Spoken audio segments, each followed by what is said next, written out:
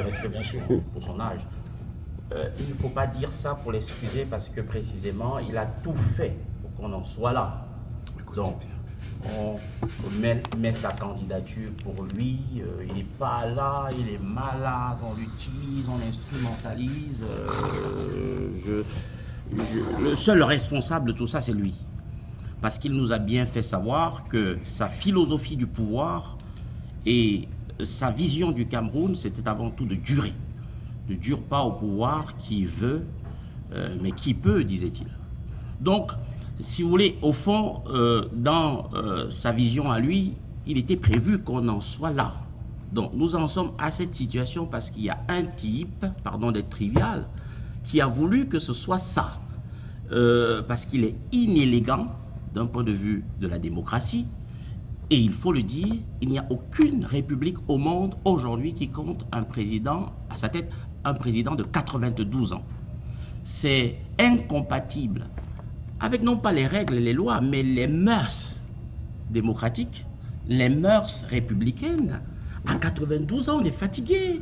Et quand on a passé 43 ans à la tête d'un pays comme le Cameroun sans des résultats probants, on a l'élégance en république et en démocratie de partir.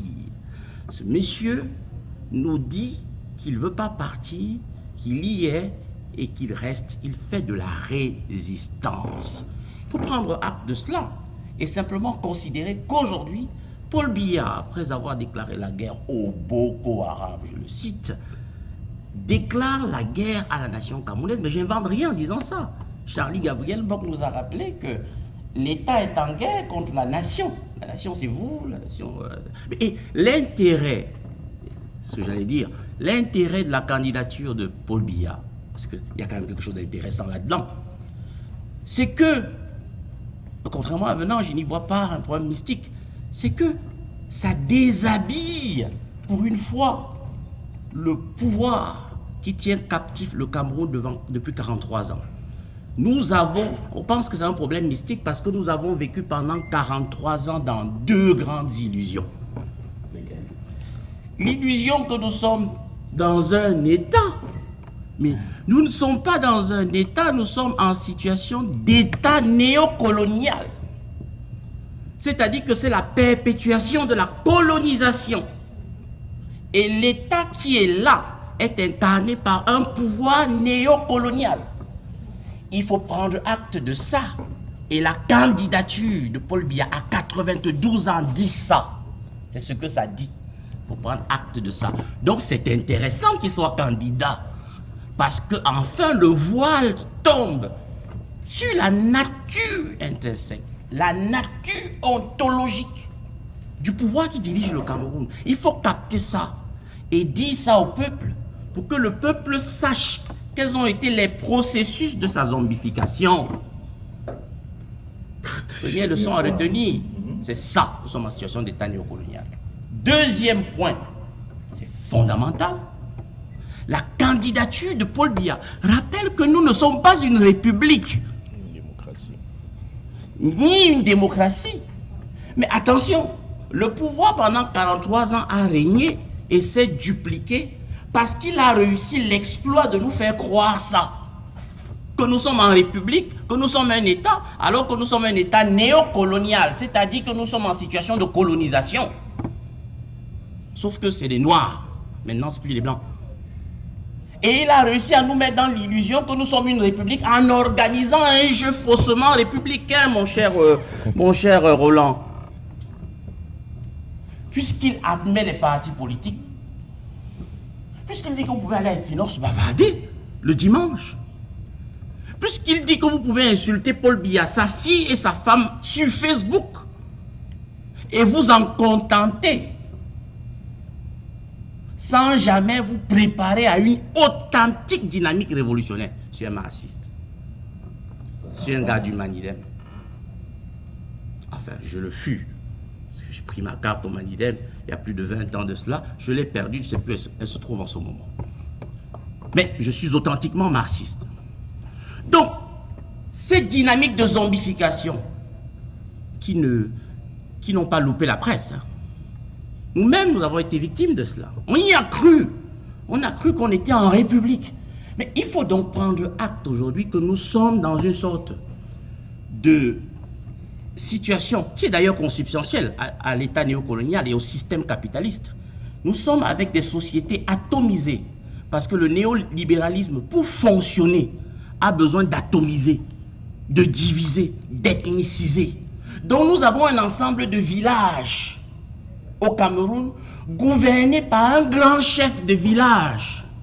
Donc dans son imaginaire, c'est un chef de village et le chef ne démissionne pas, il meurt au pouvoir. Voilà la réalité anthropologique qu'il faut révéler au peuple en des termes simples. Mais j'espère que je le dis très simplement ce soir. Donc je me résume. Deux réalités que nous révèle la candidature et la présence dans le jeu électoral de Paul Biya à 92 ans, après 43 ans de pouvoir bon sang.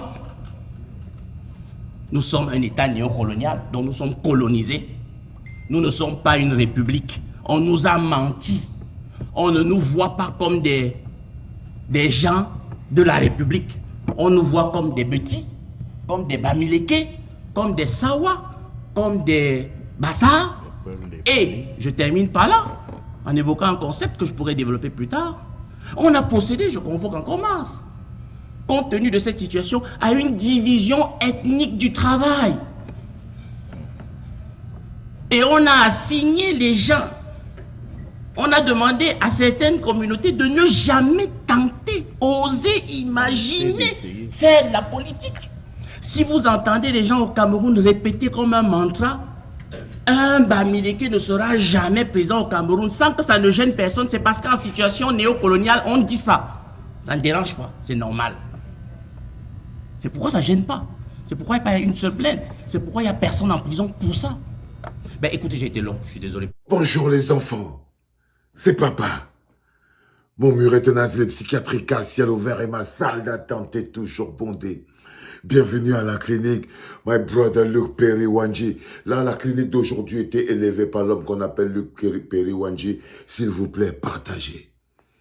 Parce que la première leçon, la fondamentale, la candidature de Paul Biya à 92 ans, après 43 ans de pouvoir, est la preuve par 9 que nous sommes dans un État néocolonial.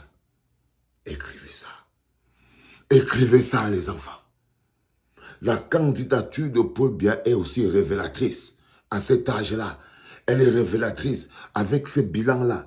Pouvoir être candidat à une élection présidentielle avec le bilan de Paul Biya et la souffrance infligée au peuple, nous ne pouvons pas dire que nous sommes dans un État normal, non.